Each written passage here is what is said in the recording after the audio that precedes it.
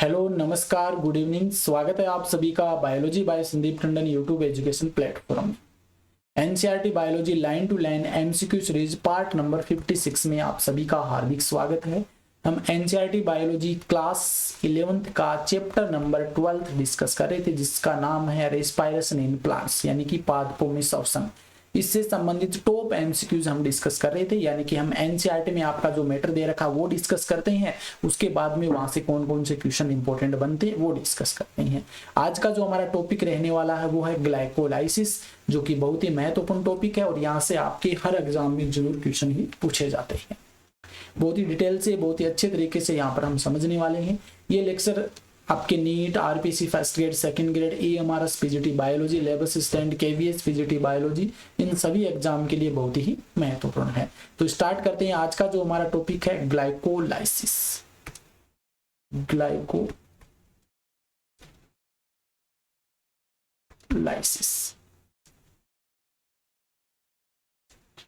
एक अलग ही तरीके से हम यहाँ पर समझने का प्रयास करते हैं। इसको यहां लिख देता हूं, ग्लाइकोलाइसिस।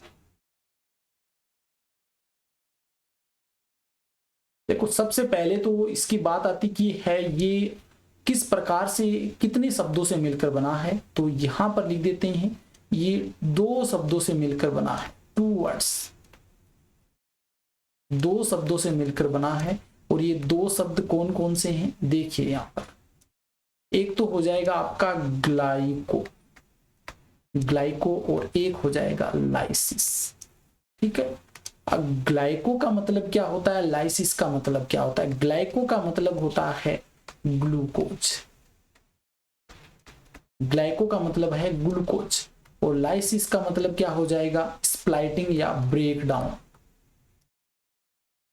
स्प्लाइटिंग या ब्रेकडाउन हो जाएगा, स्प्लाइटिंग या ब्रेकडाउन। ठीक है। तो इसका कंप्लीट अर्थ निकालें तो ये अर्थ निकल करके आता है breakdown of glucose, breakdown of glucose, breakdown of glucose, glucose का टूटना। ठीक है। इसके बाद में आता है कि इसकी खोज वो किसके द्वारा की गई थी। सबसे इंपॉर्टेंट क्वेश्चन यही आता है, और इसकी खोज के आधार पर हम एक शब्द यूज कर सकते हैं, ईएमपी पाथवे। ईएमपी पाथवे भी इसे कहा जाता है, ईएमपी पाथवे कहा जाता है।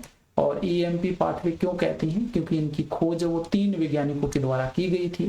पहला शब्द आता है ई का मतलब होता है एम्बडन, एम्बडन। ठीक है। एम आता है, एम का मतलब होता है मेयरहॉफ, एम्बडन, मेयरहॉफ। और पी का मतलब हो जाएगा पार्नास।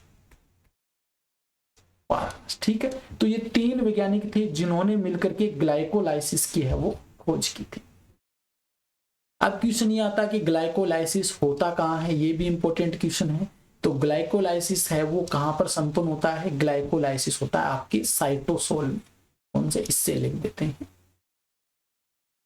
साइटोसोल भी लिखा हुआ मिल सकता है, और मुख्य रूप से आपको ये साइटोप्लाज्म लिखा हुआ मिलेगा, साइटोप्लाज्म। ज्यादातर आपको ये साइटोप्लाज्म शब्द वो लिखा हुआ मिलेगा। तो ये आपको याद रखना है कि ग्लाइकोलाइसिस होता कहाँ है, ये आपका साइटोप्लाज्म में संपन्न होता है। ये इंपॉर्टेंट चीज है। एक क्वेश्चन ये आता है, जो ग्लाइकोलाइसिस होता है ये आपका कॉमन पाथ होता है, किसका, रेस्पिरेटरी कॉमन पाथवे होता है। रेस्पिरेटरी लिख सकते हैं इसे, रेस्पिरेटरी कॉमन पाथवे। ये शब्द हमने क्यों कहा, क्योंकि 2 प्रकार का रेस्पिरेशन हमने पिछले लेक्चर में पढ़ा था, एरोबिक और एनारोबिक रेस्पिरेशन। तो एरोबिक या एनारोबिक दोनों पढ़ लो आप, दोनों में आपको ग्लाइकोलाइसिस तो जरूर पढ़ना ही पड़ेगा। ठीक है ना। इसलिए ग्लाइकोलाइसिस को हम कॉमन पाथवे कहते हैं रेस्पिरेशन का। तो ये चीज आपको ध्यान में रखनी है। और एक चीज यह है कि आपको ग्लाइकोलाइसिस के अंतर्गत क्या होता है, ग्लूकोज का पार्शियल विघटन होता है। और पार्शियल विघटन के द्वारा क्या बनेगा, यानी कि एक ग्लूकोज के मॉलिक्यूल से आपको क्या प्राप्त होगा, एक ग्लूकोज के मॉलिक्यूल से आपको 2 पायरुविक एसिड प्राप्त होगा, पायरुविक एसिड प्राप्त होगा। एक ग्लूकोज के मॉलिक्यूल से आपको 2 पायरुविक एसिड प्राप्त करेंगे। इसमें बहुत सारी लगभग आपको 10 स्टेप्स इसमें आती है, वो 10 स्टेप्स यहाँ पर हम पढ़ने वाले हैं। ये जो 10 स्टेप्स होती है इसको हम 2 भागों में बांटते हैं। एक तो आपकी एनर्जी प्रोड्यूसिंग स्टेप हो जाएगी जिसमें एटीपी का फॉर्मेशन होता है, ठीक है, और एक हो जाएगी एनर्जी कंज्यूमिंग प्रोसेस जिसे हम एक्टिवेशन प्रोसेस भी कह देते हैं। और जो एनर्जी कंज्यूमिंग प्रोसेस होती है उसमें एटीपी खर्च होती है। तो ये 2 प्रकार की प्रोसेस इसके अंतर्गत आ जाती है जो कि हमें यहाँ पर देखनी है। ये मैंने आपको बता दिया कि इसमें क्या होता है, पार्शियल ऑक्सीडेशन होता है जिससे 2 पायरुविक एसिड का फॉर्मेशन होता है। एक क्वेश्चन ये बनता है कि आपका जो यहां पर बता देता हूं कि जो प्लांट है उसमें फोटोसिंथेसिस होता है, फोटोसिंथेसिस होता है प्लांट में, फोटोसिंथेसिस, प्लांट में फोटोसिंथेसिस होता है। इस फोटोसिंथेसिस के द्वारा 2 प्रकार से प्रोडक्ट बन सकता है। एक तो आपका सुक्रोज बन सकता है, सुक्रोज, और सुक्रोज क्या होती है, एक इनवर्ट शुगर होती है, इनवर्ट शुगर होती है। इनवर्ट शुगर का मतलब क्या होता है, ये टूटेगी, टूटने का मतलब ये कितने 2 भागों में टूट जाती है। एक तो आपका फ्रक्टोज बन जाता है और एक बन जाता है ग्लूकोज। एक फ्रक्टोज और एक ग्लूकोज बनता है और ये फ्रक्टोज और ग्लूकोज अल्टीमेटली कहां जाएंगी, ये आपके ग्लाइकोलाइसिस में जाएंगे, जहां पर इसका क्या होता है, ग्लाइकोलाइसिस के द्वारा इसे पायरुविक एसिड में कन्वर्ट कर दिया जाता है। एक फॉर्म होती है इसकी जो स्टोरेज फॉर्म होती है जिसे हम स्टार्च कह देते हैं, स्टार्च, ठीक है। एक फॉर्म होती है स्टार्च। ये स्टार्च भी क्या होता है, जब ब्रेक डाउन होगा तो किसका निर्माण करेगा, ग्लूकोज का निर्माण करेगा और ये ग्लूकोज अल्टीमेटली कहां चले जाएगा, ग्लाइकोलाइसिस में। कहने का मतलब जो फोटोसिंथेसिस के अंतर्गत जो फूड बनता है वो फूड अल्टीमेटली कहां जाएगा, आपका ग्लाइकोलाइसिस में आता है, जिसके फलस्वरूप इस ग्लूकोज से क्या बन जाएगा, 2 पायरुविक एसिड बन जाएगी, ठीक है। ये आगे फिर क्रेब्स साइकिल के अंदर आपका रेस्पिरेशन होता है तो उस समय आगे हम क्रेब्स साइकिल के अंतर्गत देखेंगे। तो आपका देखिए 10 स्टेप होती है, 10 स्टेप किस प्रकार से होती है वो पूरी की पूरी चीज यहाँ पर समझाने वाला हूं। तो मेरी जो यहाँ पर पिक्चर दिख रही है इसको एक बार मैं हटा देता हूं क्योंकि हम पूरा ये जो बोर्ड है आपका काम में लेने वाले हैं, ठीक है ना। कारण क्या कि क्योंकि कुछ लंबा है ये साइकिल, इसीलिए यहाँ पर हम काम में लेते हैं। अच्छे से समझ लेना क्योंकि साथ साथ में एंजाइम भी यूज करेंगे, हम लिखेंगे और साथ में प्रोसेस कौन सी हो रही है वो भी लिखते हुए चलेंगे। देखिए सबसे पहले हम क्या ले रहे हैं, ग्लूकोज ले रहे हैं, ग्लूकोज, ग्लूकोज ले रहे हैं, ठीक है। चलो दूसरा पेन यूज करते हैं, यहां पर ये ले लेते हैं। सबसे पहले हम ग्लूकोज ले रहे हैं जो कि 3 मॉलिक्यूल युक्त जो क्या है प्रोडक्ट है। एक अणु इसका हम लेते हैं और इसको हम क्या करते हैं, थोड़ा सा इस प्रकार से बंद कर देते हैं तो थोड़ा सा हमें समझने में भी दिक्कत रहे और सुंदर भी लगे।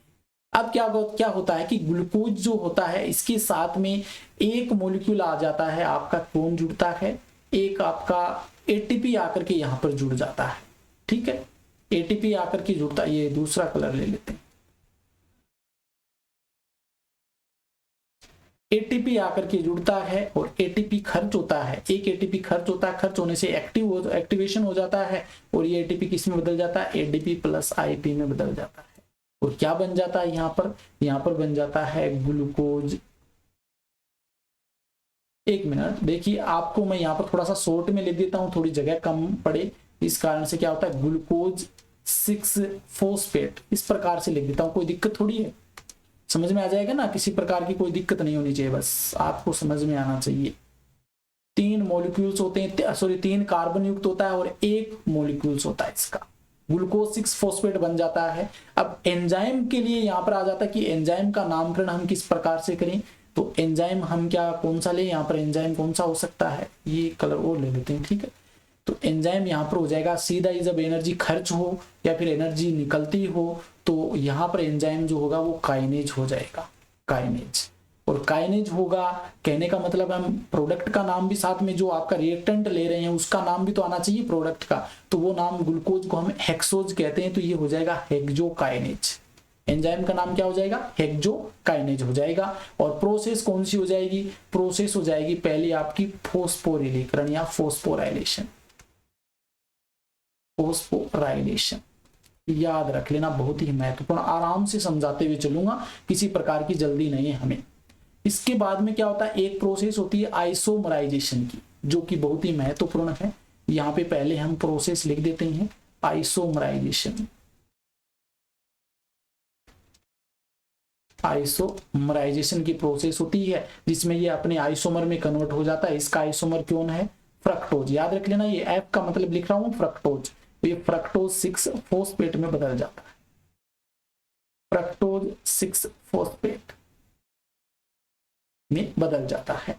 और इसका क्या होता है? एक मॉलिक्यूल होता है और यहां पर क्या होती है? 3 कार्बन युक्त होता है।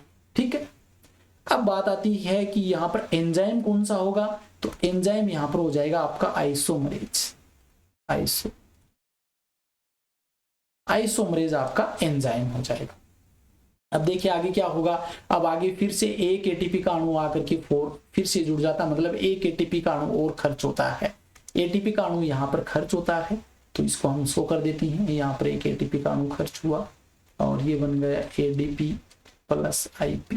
देखिए यहाँ पर मैंने ग्लूकोज लिखा, ग्लूकोज के बाद में 6 फोस्फेट लिखा, मतलब 6 नंबर कार्बन परमाणु पर आपका क्या जुड़ा? फोस्फेट जुड़ा हुआ है। यहाँ पर फ्रक्टोज के साथ में 6 नंबर कार्बन पे क्या फोस्फेट जुड़ा हुआ है। अब एक फोस्फेट और आ गया यहाँ पे, तो वो कहाँ जुड़ेगा? ये जुड़ेगा आपका, ये नाम हो जाएगा आपका फ्रक्टोज 1 पे जुड़ जाएगा फोस्फेट जाके, और एक आपका पहले से जुड़ा हुआ 6 पे, तो फ्रक्टोज 1,6 फोस्फेट हो जाएगा। ठीक है ना, ये याद रख लेना, फ्रक्टोज 1,6 फोस्फेट।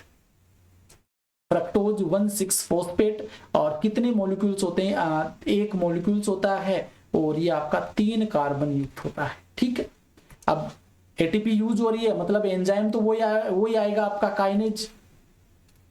एंजाइम तो वही आएगा आपका काइनेज। देखो एंजाइम के बारे में आपको रटना नहीं है, एंजाइम सीधा याद रख लेना, मैं आपको बता रहा हूं। काइनेज आएगा और यहाँ पर किसका किस में रूपांतरण हो रहा है, मतलब फ्रक्टोज हम काम में ले रहे हैं, तो यहाँ पर एटीपी खर्च हो रही है, तो एटीपी के लिए हम फोस्फो यूज कर लेंगे। फोस्फोरिलीकरण की क्रिया हो रही है ना, फोस्फोराइलेशन। तीसरी प्रोसेस कौन सी है? फोस्फोराइलेशन।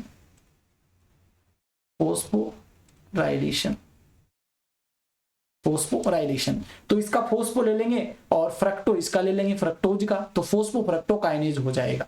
तो एंजाइम का नाम क्या हो जाएगा? फोस्फो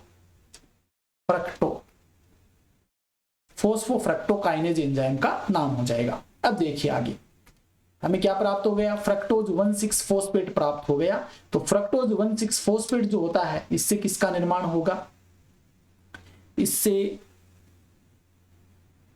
देखिए, इसको हम कुछ बुक में ये भी लिखा हुआ मिल सकता है आपका, जो फ्रक्टोज 1,6 फोस्फेट है ना, इसको बिस फोस्फेट भी लिखा हुआ मिल सकता है, क्योंकि 2 हो गए ना, तो इसको हम 2 ये लिख लेते हैं थोड़ा सा, क्या कि कंफ्यूजन न हो आपके भी।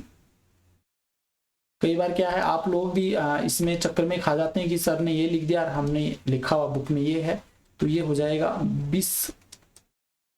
बिस फोस्फेट। या आगे वाला हटा देता हूं मैं, बिस फोस्फेट हो जाएगा। ठीक है, ये याद रख लेना,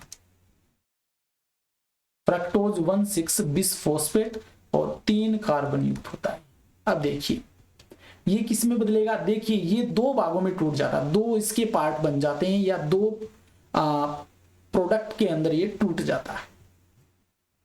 2 प्रोडक्ट में टूटता है, तो 2 प्रोडक्ट कौन से हैं यहां पे मैं बता देता हूं। ये यूज कर लेते हैं, इधर लेके चलते हैं। 2 प्रोडक्ट, एक तो आपका DHAP हो जाएगा, DHAP di hydroxy acetone phosphate. Di hydroxy acetone phosphate, इसका एक मॉलिक्यूल्स होता है और ये 3 कार्बन युक्त होता है। याद रखना, फुल फॉर्म क्या हो जाएगी? डाई हाइड्रोक्सी एसीटोन फोस्फेट हो जाएगा। और दूसरा हो जाएगा आपका फोस्फोग्लिसरेल्डिहाइड। ठीक है, PGAL, फोस्फोग्लिसरेल्डिहाइड हो जाएगा, जिसे इन दोनों को मिलाकर हम ट्रायोज फास्फेट कहते हैं, क्योंकि आपके एनसीईआरटी में ट्रायोज फास्फेट शब्द यूज किया गया है। तो एक हम क्या लिख लेते हैं, आपका लिख लेते हैं 3PGAL,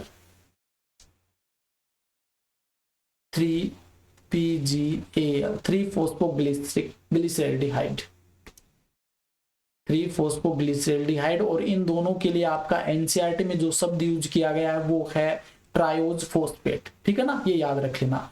अब यहाँ पे जो एंजाइम काम आता है वो कौन सा है, यहाँ पे प्रोसेस कौन सी है ये भी पता होने चाहिए। प्रोसेस तो हो जाएगी आपकी ब्रेकडाउन या स्प्लाइटिंग, और एंजाइम हो जाएगा एल्डोलेज। ठीक है, प्रोसेस कौन सी हो जाएगी यहाँ पे, 3 नंबर की प्रोसेस हो जाएगी आपकी ब्रेकडाउन। ब्रेकडाउन मतलब टूटना, और एंजाइम हो जाएगा एल्डोलेज। यहां पे नीचे लिख देता हूं एंजाइम, एल्डोलेज आपका एंजाइम हो जाएगा। बहुत ही आराम से चल रहे हैं, किसी प्रकार की हमें जल्दी नहीं है। अब देखिए ये जो 3 मॉलिक्यूल्स, तो ये 3 मॉलिक्यूल्स हैं, ये दोनों आपस में क्या होते हैं, आइसोमर होते हैं, एक दूसरे के आइसोमर होते हैं। ये देखिए कलर यूज कर लेते हैं दूसरा, क्योंकि यहाँ पे थोड़ा सा देखने में दिक्कत रहेगी ना। ये एक दूसरे के आइसोमर होते हैं, आइसोमर मतलब एक दूसरे के क्या होते हैं, समावयवी होते हैं, एक दूसरे में परिवर्तन हो सकता है इनका। तो यहाँ पर जो प्रोसेस होती है वो कौन सी हो जाएगी, आइसोमराइजेशन, है ना। आइसोमरेज एंजाइम हो जाएगा, प्रोसेस हो जाएगी आइसोमराइजेशन। तो यहाँ पे लिख दूं क्या, यहां लिख देता हूं आइसोमराइजेशन, आइसोमराइजेशन, आइसोमराइजेशन। और ये आपकी प्रोसेस नंबर 4 हो जाएगी, ठीक है, आइसोमराइजेशन। और एंजाइम हो जाएगा आइसोमरेज, आइसोमरेज एंजाइम हो जाएगा आइसोमरेज, ठीक है। अब ये दोनों आइसोमर होते हैं, अब दोनों से मिलाकर मैं आगे लिखूंगा, देखिए दोनों से मिलाकर मैं आगे लिखूंगा तो आपको समझना है, ठीक है। अब ये दोनों आइसोमर हैं, तो यहां पर मैं लिख देता हूं इसको मिलाकर के, यहां एक मिनट रुकिए, ये वाला यूज करते हैं, ठीक है। अब इन दोनों से मिलाकर के अब क्या बनेगा यहाँ पे, वो हमें पता होना चाहिए, बहुत ही महत्वपूर्ण है। यहाँ पे बन जाएगा 1,3-BPGA, BPGA मतलब बिस फोस्फोग्लिसरिक एसिड। एक मिनट, 1,3-BPGA बिस फोस्फोग्लिसरिक एसिड, बी का मतलब बिस फोस्फेट ग्लिसरिक एसिड, 1,3 बिस फोस्फेट ग्लिसरिक एसिड, 1,3 बिस फोस्फेट ग्लिसरिक एसिड मतलब एक पे फोस्फेट जुड़ा हुआ, 3 पे जुड़ा हुआ है, बिस फोस्फेट ग्लिसरिक एसिड, फोस्फोग्लिसरिक एसिड भी कह सकते हैं। और इसके 2 मॉलिक्यूल बनते हैं और ये 3 कार्बन युक्त होता है, ठीक है। मतलब दोनों को मिला लिया और इसको हमने इसमें कन्वर्ट कर दिया, 3 पे पहले था फोस्फेट, इसको हमने इसमें किया तो 1 पे और फोस्फेट जुड़ गया, तो 1,3 के हटा देंगे और पीजीए बन गया बिस फोस्फोग्लिसरिक एसिड, और 2 मॉलिक्यूल इसके बन जाते हैं, ठीक है। और यहां पर क्या होता है, यहां पे आपका एक फोस्फेट और जुड़ जाता है, ठीक है। मतलब प्रोसेस कौन सी हो जाएगी, ऑक्सीडेटिव फोस्फोरिलेशन होगा, ऑक्सीडेटिव फोस्फोराइलेशन। यहां पर लिख दूं क्या, जगह कम पड़ जाती है, मैं तो क्या यहां पे लिख देता हूं process number 5, oxidative phosphorylation.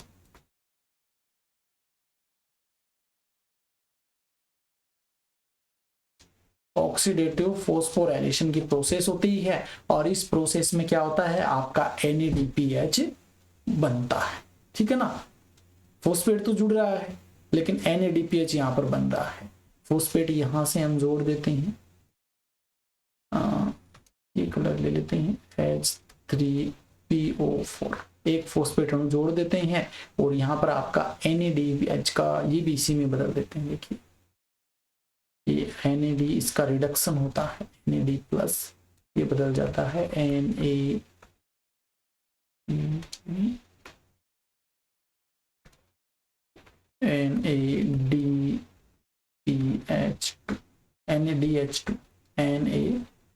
NADH2 होगा, ये PH2 कर दिया मैंने, NADH2 इसका फॉर्मेशन हो जाता है। और ये एंजाइम जो होता है ये डिहाइड्रोजनेज एंजाइम होता है, रिडक्शन होता है, यहाँ पर रिडक्शन होता है। ये कितने नंबर की है, 5 नंबर की, तो ये 6 नंबर की हो जाएगी, ठीक है। रिडक्शन होता तो एंजाइम कौन सा हो जाएगा, फोस्फोट्राइओज फोस्फोग्लिसरिक एसिड आइसोमरेज, ये तो पिछला एंजाइम होगा, आइसोमरेज लिख दिया मैंने सीधा ही, और यहाँ पर हो जाएगा आपका डिहाइड्रोजनेज, PGL डिहाइड्रोजनेज, ठीक है, PGA डिहाइड्रोजनेज हो जाएगा। यहाँ पर जो एंजाइम होगा, कहाँ लिखूं मैं, ये दिक्कत है, जगह नहीं ना, यहाँ पे लिख देता हूँ। देखिए ये एंजाइम यहाँ लिख रहा हूँ, PGA फोस्फोग्लिसरेल्डिहाइड, PGAL डिहाइड्रोजनेज, डिहाइड्रोजनेज, ठीक है ना। फोस्फोग्लिसरेल्डिहाइड डिहाइड्रोजनेज, ये इसका आपका एंजाइम हो जाएगा और ये फॉर्मेशन किसका हो जाता है 1,3-BPGA का निर्माण हो जाता है। ठीक है, यहां तक तो आपको किसी प्रकार की दिक्कत नहीं होनी चाहिए। अब क्या होता है, ये जो एक फॉस्फेट अणु होता है ना, यहां से एक निकल जाता है। निकलने का मतलब यहां पर एक फॉस्फेट का आपका एटीपी का फॉर्मेशन होता है। प्रोसेस कौन सी होती है, चलो पहले हम प्रोसेस लिख लेते हैं। कहां पर लिखे, कहां पर लिखे, यहां पर लिख लेते हैं शुरुआत में ही। मतलब ये आपकी 7 नंबर की प्रोसेस हो जाएगी। यहाँ पर देखिए जगह कम पड़ गई ना, कितनी प्रोसेस है ये, थोड़ा सा हम क्या करते हैं, क्या करें, यहाँ पे लिख लेते हैं। क्या नाम, फॉस्फोराइलेशन होगा ना, सबस्ट्रेट लेवल फॉस्फोराइलेशन, तो हम फॉस्फोराइलेशन ही लिख देते हैं सीधा ही। एक मिनट, थोड़ी सी जगह कम पड़ गई ना, बोर्ड वैसे होता तो आराम से आपको समझा देता। तो 7 नंबर की जो प्रोसेस होती है ये हो जाएगा फॉस्फोराइलेशन।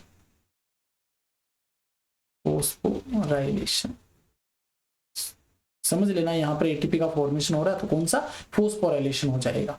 ये 7 नंबर की प्रोसेस है यार, दिखाई नहीं दे रहा, आप लोग कहेंगे सर जी दिख ही नहीं रहा है यहाँ पे। तो ये डिहाइड्रोजनेज थोड़ा सा हम पीछे लिख देते हैं, यहाँ लिख देते हैं डिहाइड्रोजनेज है, डिहाइड्रोजनेज। ठीक है, अब आगे देखिए, यहाँ पर यहां से लेके चलते हैं और यहाँ पे जो प्रोसेस होती है ना वो यहाँ लिख देते हैं हम 7 नंबर। प्रोसेस का नाम फॉस्फोराइलेशन। फॉस्फोराइलेशन मतलब यहाँ पर एटीपी का फॉर्मेशन होगा। ठीक है, इसे हम वैसे बात करें तो सबस्ट्रेट लेवल फॉस्फोराइलेशन भी कह देते हैं। तो यहाँ पर क्या होता है, एक जो 1 नंबर पे एटीपी होता है ना, ये निकल जाता है।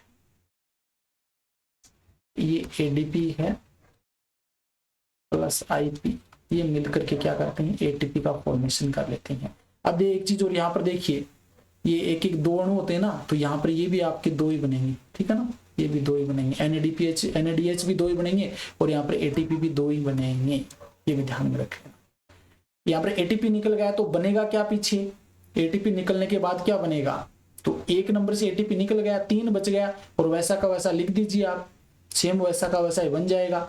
3 पे एटीपी बच गया तो यह आ जाएगा 3PGA, फॉस्फोग्लिसरिक एसिड हो जाएगा।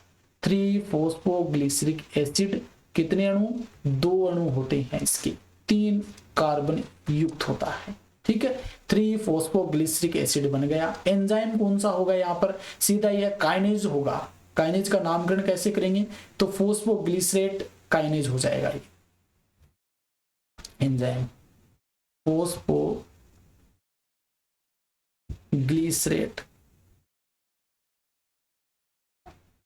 Phosphoglycerate kinase.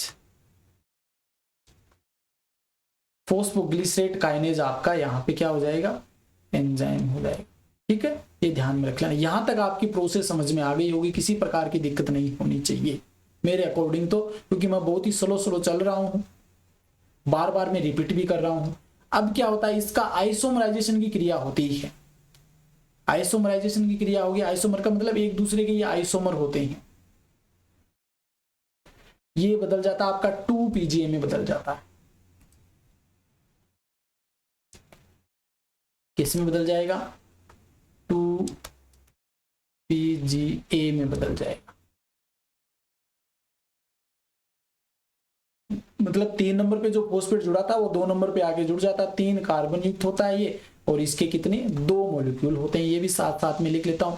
2 मॉलिक्यूल क्यों बने हैं, मैंने जो स्प्लाइटिंग वाला बताया ना, ग्लूकोज 6 कार्बन युक्त होता है, तो ये 3 कार्बन युक्त होते हैं। मतलब 3 कार्बन हमें क्या करना है, एक बैलेंस करना, तो 2 अणु हो जाएंगे ग्लूकोज उसके आपके फॉस्फोग्लिसरिक एसिड के। ठीक है, अब जो 2 फॉस्फोग्लिसरिक एसिड बना ना, इसमें क्या होता है, एक H2 का अणु है वो निकल जाता है। ठीक है, यहाँ पर एंजाइम का चलो नाम लिख देते हैं, म्यूटेशन की क्रिया होती है। एक मिनट,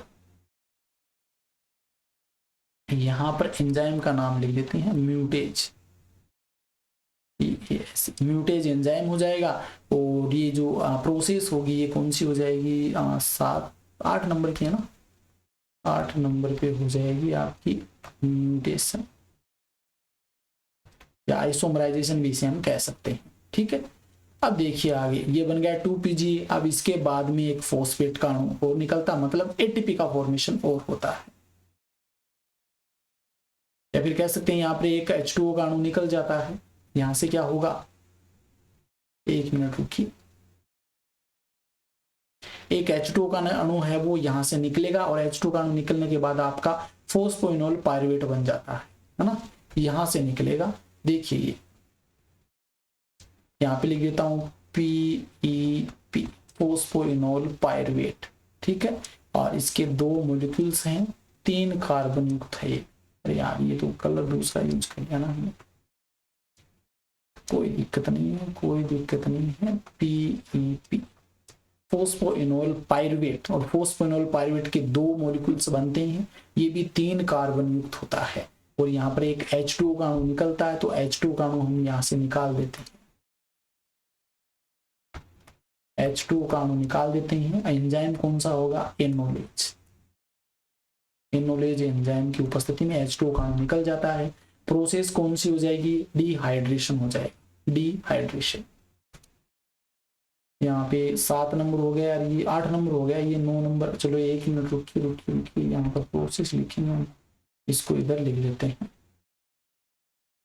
इधर लिख लेते हैं, ये H2O का अणु निकाल लेते हैं इधर, H2O, ठीक है। और यहाँ पर आपकी प्रोसेस आ जाएगी, हाँ 9 नंबर प्रोसेस हो जाएगी। कौन सी हो जाएगी, डिहाइड्रेशन।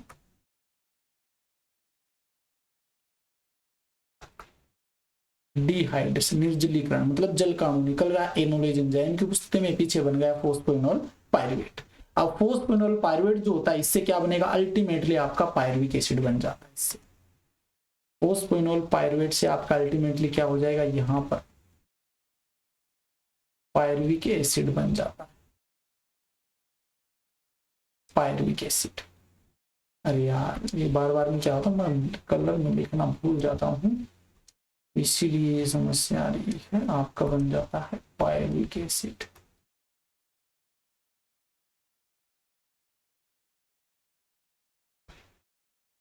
पायरुविक एसिड यहाँ पे बन जाता है, पायरुविक एसिड। और पायरुविक एसिड के क्या होते हैं, 2 मॉलिक्यूल्स बनते हैं, ठीक है। 3 कार्बन युक्त होता है और यही हमें बनाना है। तो इसके लिए देखिए यहाँ पर आपका ये जगह कम पड़ेगी ना, कैसे करेंगे, दोबारा से मिटा करके दोबारा लिखना पड़ेगा यार, छोटा बोर्ड इसलिए समझ सकती है। कहाँ पे लिखिए, यहाँ से देखिए, यहाँ से लेकर पीईपी को लेके चल रही हैं और यहाँ लिख देता हूँ ना, दिक्कत नहीं होगी आपको, ज्यादा समझ भी आसानी से लेंगे। तो यहाँ पर हम पायरुविक एसिड बना देते हैं, पायरुविक एसिड।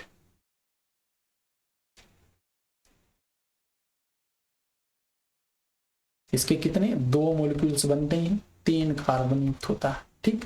अब यहाँ पर प्रोसेस कौन सी होती है वो देखिए, प्रोसेस क्या होगी, फॉस्फोराइलेशन होगा, और ये भी कौन सा, सबस्ट्रेट लेवल फॉस्फोराइलेशन होगा। ये आपकी 10 नंबर की प्रोसेस आ जाएगी, 10 नंबर की phosphorylation.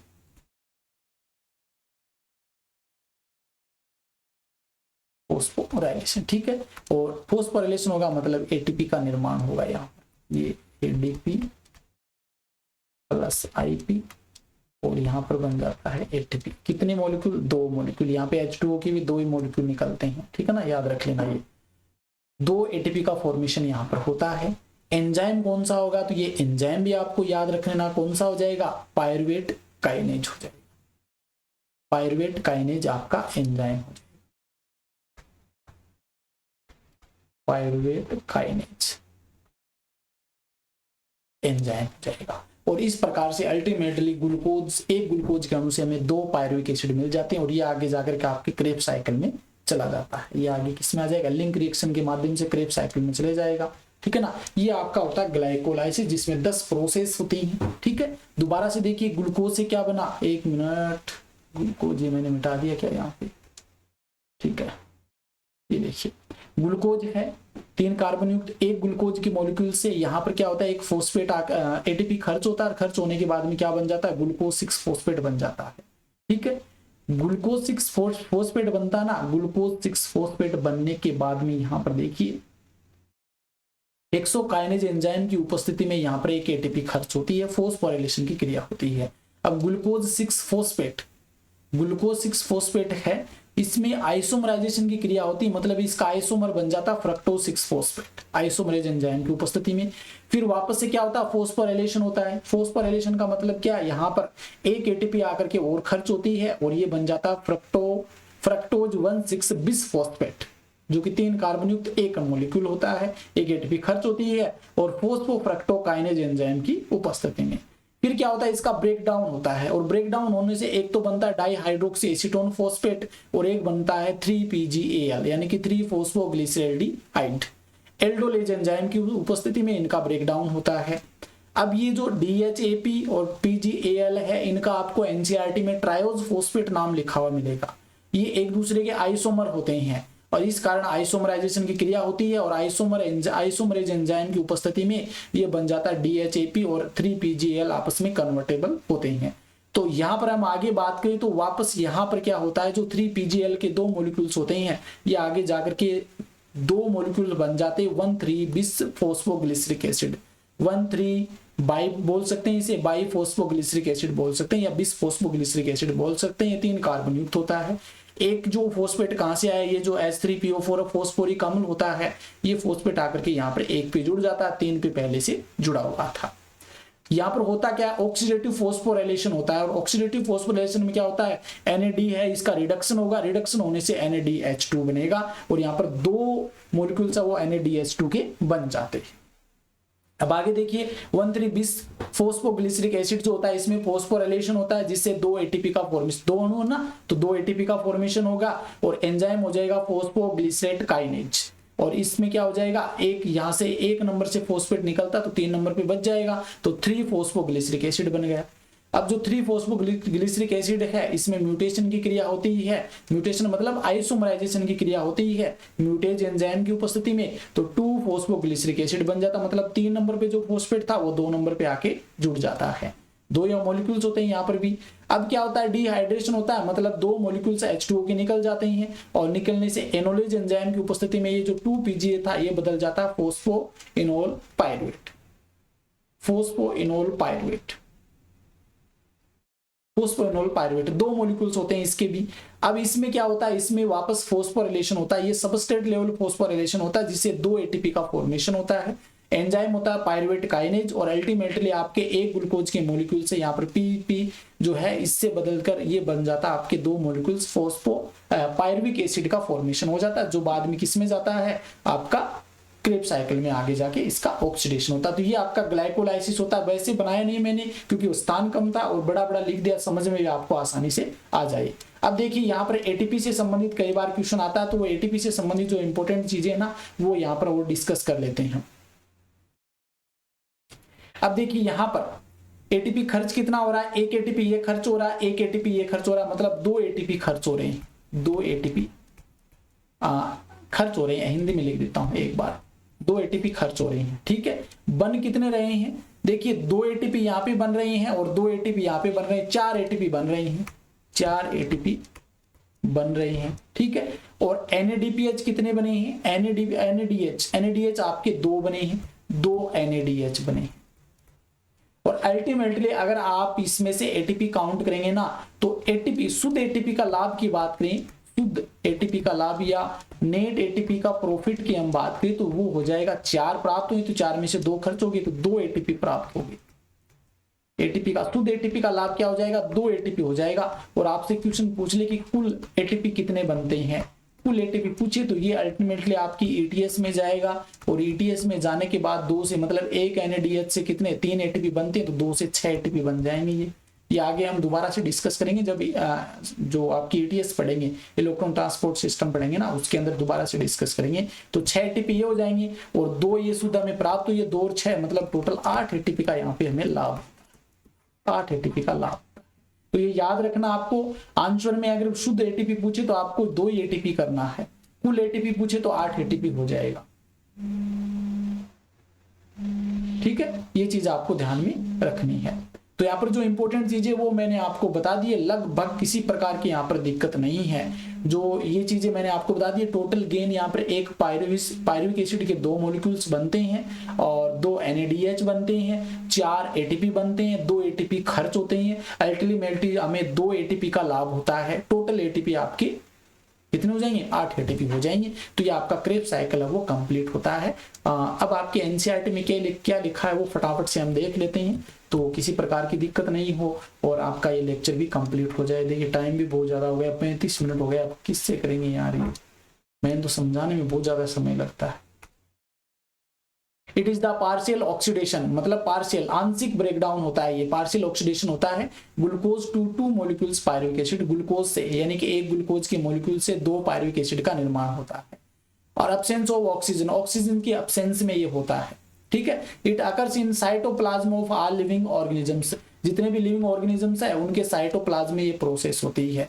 It's scheme was given by, ये जो स्कीम है किसके द्वारा, आप ये याद रख लेना, एम्डेन, मेराफ और पारनास के द्वारा दी गई थी, इस कारण इन्हें AMP पाथवे भी कहते हैं। एनारोब्स जो होते हैं यानी कि अवायवीय श्वसन करने वाले जो होते हैं ना, तो उनमें केवल यही प्रोसेस होती है, इनमें आगे की प्रोसेस नहीं होती, केवल यही होगी glycolysis. In plant glucose is derived from sucrose, product of photosynthesis and product of photosynthesis और फ्रॉम स्टोरेज कार्बोहाइड्रेट, यानी कि जो प्लांट्स होते हैं ये ग्लूकोज कहां से प्राप्त करते हैं, तो जो सुक्रोज होता है जो फोटोसिंथेसिस का जो एंडिंग प्रोडक्ट होता है, ये मैंने बताया आपको, और एक जो स्टोरेज कार्बोहाइड्रेट होता है स्टार्च, उससे प्राप्त होता है आपका जो ग्लूकोज होता है। ये sucrose is converted to glucose fructose by an enzyme invertase, sucrose जो होता है ये ग्लूकोज और फ्रक्टोज में बदल जाता है इन्वर्टेज एंजाइम की उपस्थिति में, और ये दोनों अल्टीमेटली कहां चले जाते हैं, आपके जो आपका ग्लाइकोलाइसिस है उसमें चले जाते हैं। These 2 monosaccharides radially enter glycolytic pathway, और ये दोनों क्या हो जाते हैं, ग्लाइकोलाइटिक पाथवे में चले जाते हैं, ये मैंने आपको बता दिया है। Glucose and fructose pre phosphorylated to form glucose 6 phosphate by the enzyme hexokinase, यानी ग्लूकोज फ्रक्टोज जो होते हैं ये फोस्फोराइलेशन की क्रिया होती है जिसके फलस्वरूप ग्लूकोज 6 फॉस्फेट का फॉर्मेशन करते हैं हेक्सोकाइनेज एंजाइम की उपस्थिति में। It is then isomerised to produced fructose 6 phosphate, इसके बाद में इसका आइसोमर होता है ग्लूकोज 6 फॉस्फेट का, फ्रक्टोज 6 फॉस्फेट इसमें बदल जाता है। Subsequent step of metabolism of glucose and fructose are same, और आगे की जो सभी प्रोसेस होती है ग्लूकोज और फ्रक्टोज में वो सेम होती है, ठीक है ना। अब स्टेप ऑफ ग्लाइकोलाइसिस कौन सी होती है मैंने पूरी की पूरी आपको समझा दी है, देख लीजिए इसमें भी फटाफट। It includes 10 step under the control of different enzyme, अलग अलग एंजाइम की नियंत्रण में 10 स्टेप्स है वो इसमें शामिल होती है। ATP is utilized and 2 step, 2 step में एटीपी का खर्च होता है। In the conversion of glucose into glucose 6 phosphate, glucose जब ग्लूकोज 6 फॉस्फेट में बदलता है वहां पर एटीपी खर्च होती है। In the conversion of fructose 6 phosphate to fructose 1,6 diphosphate, या जहां पर फ्रक्टोज 6 फॉस्फेट है उससे फ्रक्टोज 1,6 डाइफॉस्फेट में बदलता है या कन्वर्जन होता है, वहां पर एटीपी खर्च होती है। मतलब ये 2 स्टेप है जहां पर एटीपी खर्च होती है। Fructose 1,6 by diphosphate is split into dihydroxy acetone phosphate and 3-phosphoglyceraldehyde, यानी कि जो फ्रक्टोज 1,6 डाइफॉस्फेट है इसमें स्प्लाइटिंग होती है, ब्रेकडाउन होता है और 2 प्रोडक्ट बनते हैं, एक तो DHAP बनता है और एक आपका PGL बनता है, ठीक है।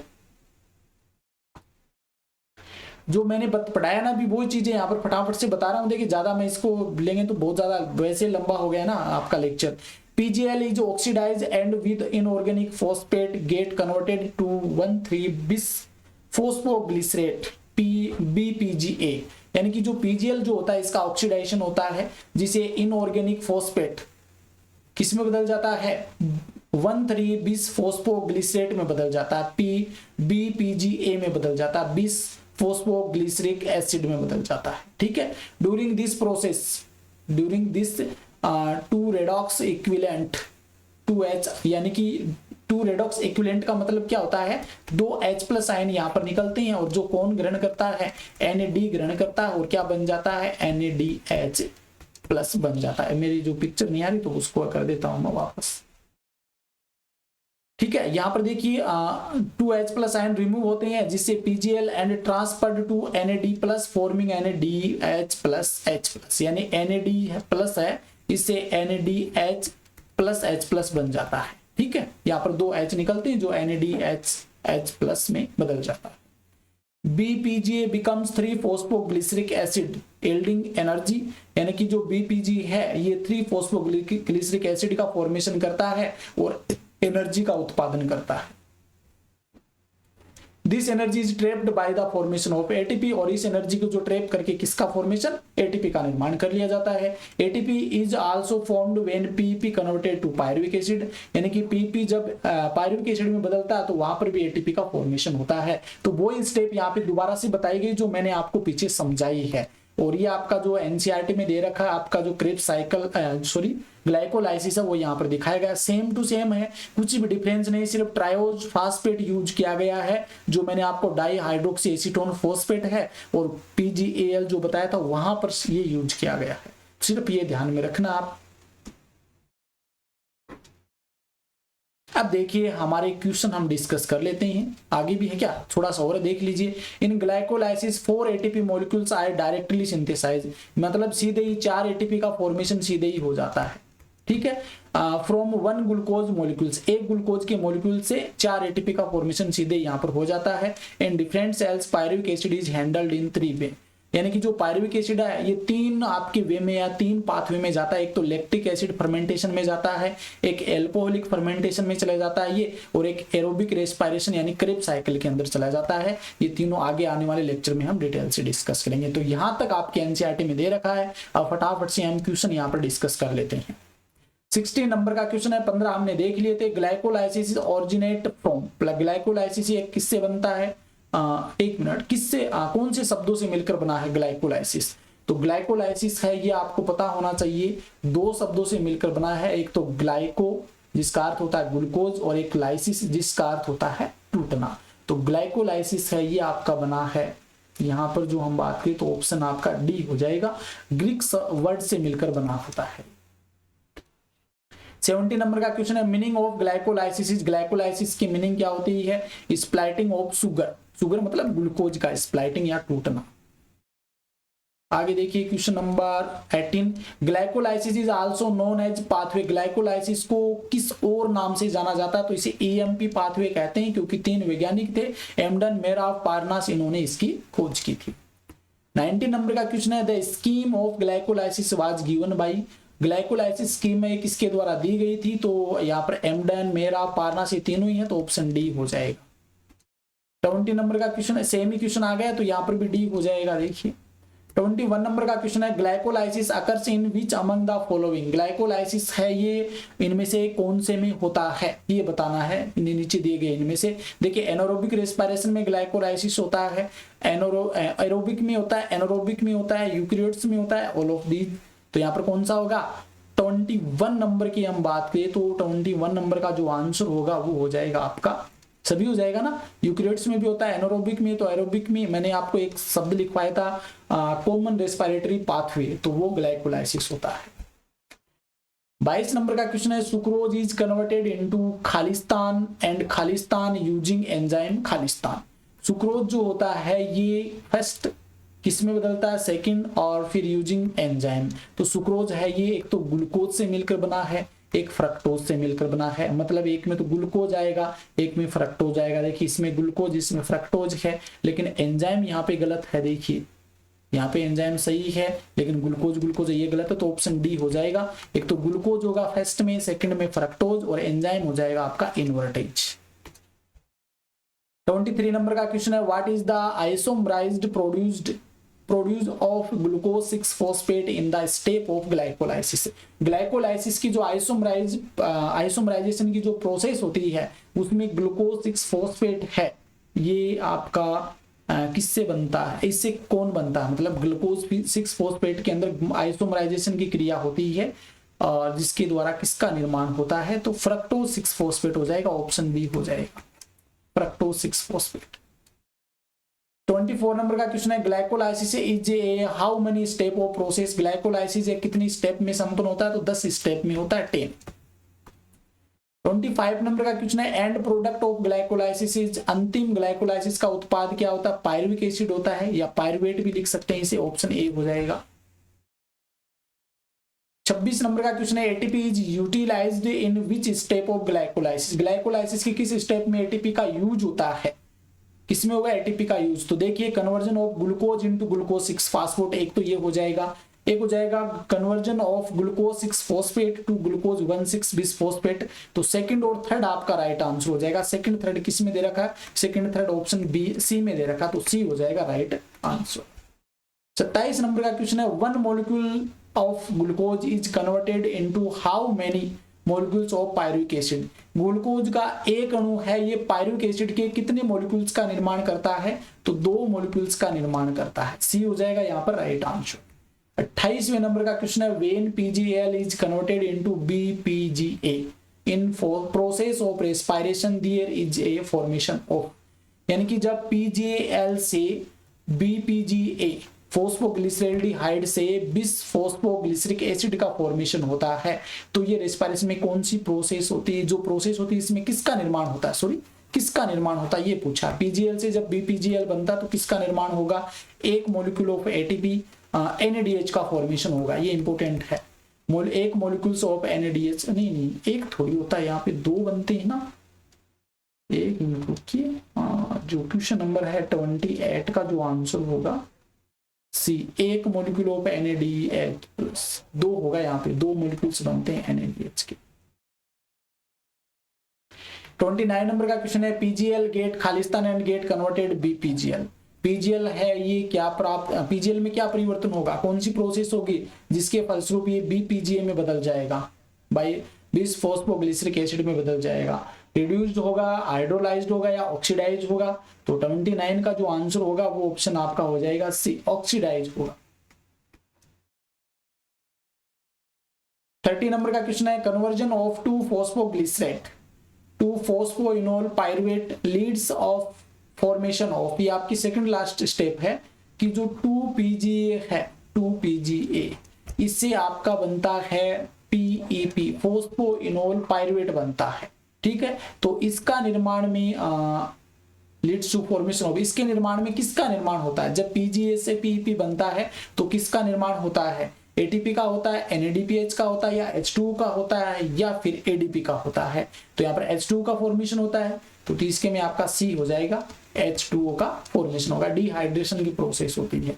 31 नंबर का क्वेश्चन है what does PGAL stand for. PGAL है, इसकी फुल फॉर्म क्या हो जाएगी? 3-फॉस्फोग्लिसरेल्डिहाइड, 3-फॉस्फोग्लिसरेल्डिहाइड। फर्स्ट ही आपका सही हो जाएगा, ऑप्शन फर्स्ट। 32 नंबर का क्वेश्चन है what is the full form of PP. PP की फुल फॉर्म क्या हो जाएगी? Phosphoenol pyruvate, phosphoenol pyruvate, option C हो जाएगा। 33 है pyruvic acid is composed of how many carbon atom. Pyruvic acid is composed of how many carbon atom, यानी कि pyruvic acid होता है ये कितने कार्बन अणुओं से मिलकर बना होता है? तो 3 कार्बन अणुओं से मिलकर बना होता है, बी हो जाएगा आपका राइट आंसर। 34 नंबर का क्वेश्चन है which among the following step in glycolysis yield energy, यानी कि इनमें से कौन सी ग्लाइकोलाइसिस की स्टेप है जिनमें एनर्जी का उत्पादन होता है? तो एक तो यहाँ पर देखिए conversion of BPGA to PGA, BPGA PGA में बदलता, तो यहाँ पर बनती है क्या? एटीपी।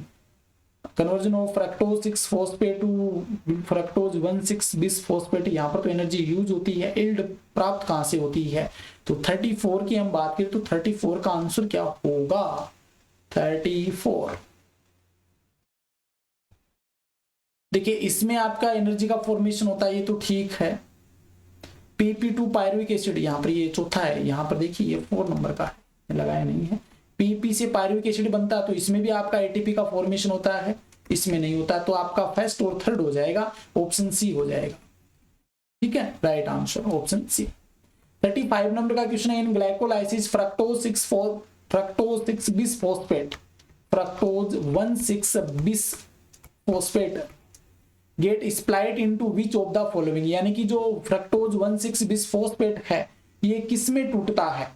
कौन से अणु में टूटता है? तो 2 अणु बनते हैं, एक तो आपका DHAP बनता है, डाई हाइड्रोक्सी एसीटोन फास्फेट, और एक आपका PGL बनता है, फोस्फोग्लिसरेल्डिहाइड। तो एक तो देखिए फोस्फोग्लिसरेल्डिहाइड कहाँ है? ये रहा ग्लिसरेल्डिहाइड, 3 फॉस्फेट, ठीक है, और एक हो जाएगा डाई हाइड्रोक्सी एसीटोन फॉस्फेट, तो ऑप्शन सी आपका राइट हो जाएगा। 36 नंबर का क्वेश्चन है what is the net gain of ATP from 1 molecule of glucose in 1 complete glycolysis. एक कंप्लीट ग्लाइकोलाइसिस में नेट कितनी एटीपी वो प्राप्त होती है? तो 4 एटीपी प्राप्त होती है। यहाँ पर खर्च यहाँ पे नहीं पूछा कि शुद्ध एटीपी, नेट एटीपी कितनी प्राप्त होती है, तो 4 एटीपी बनती है।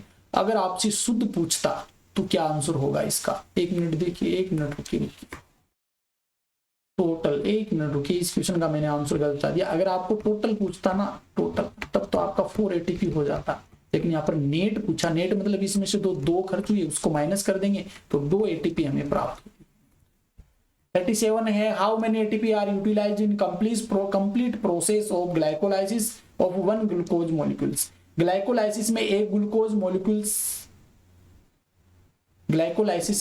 ग्लूकोज मॉलिक्यूल्स के एक ग्लाइकोलाइसिस के अंदर या ग्लाइकोलाइसिस कंप्लीट प्रोसेस के अंदर एक ग्लूकोज मॉलिक्यूल्स को जब यूज करते हैं तो कितने एटीपी खर्च होती है? तो यहाँ पर 2 एटीपी खर्च होती है। 38 है, how many molecules of NADH are produced in 1 complete process of glycolysis of 1 glucose molecules. यानी कि एक कंप्लीट ग्लाइकोलाइसिस की प्रक्रिया में एक ग्लूकोज मॉलिक्यूल्स को प्रयोग करते हैं तो कितने NADH मॉलिक्यूल्स का फॉर्मेशन होता है? तो ये 2 NADH का फॉर्मेशन होगा। 39 नंबर का क्वेश्चन है, how many molecules of ATP are directly produced in 1 complete glycolysis of 1 glucose molecules. यानी कि कितने एक कंप्लीट ग्लाइकोलाइसिस की प्रोसेस में एक ग्लूकोज का, जब एक अणु ग्लूकोज का उपयोग करते हैं तो कितने डायरेक्ट एटीपी का फॉर्मेशन होता है, कितने अणु डायरेक्ट एटीपी का फॉर्मेशन होगा?